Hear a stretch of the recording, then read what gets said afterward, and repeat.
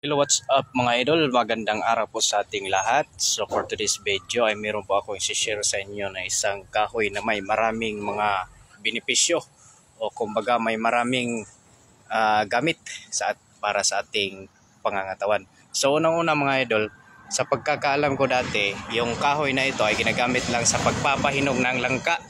Yung ano lang dito, yung sanga ba?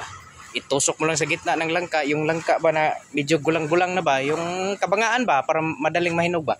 So ngayon, meron pala itong ibang mga gamit, pampaayo ba, basta pampatambaw ni. Unang-una mga idol, itong dahon na ito, malaking ambag or malaking may tulong sa atin lalo na sa mga piang-piang. So imo lang haubo no. So iano mo lang to sa apoy. Tapos ihaklap mo dun sa portion na napiang or nasakit-sakit ba. At saka wag ka mga idol, yung ulo mo, lalo pag may migraine, maglabad ang ulo mo ba. So kuha ka lang ng yung udlot ba.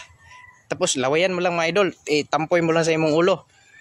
At saka mga idol, yung duga nito mga idol makapaso ni.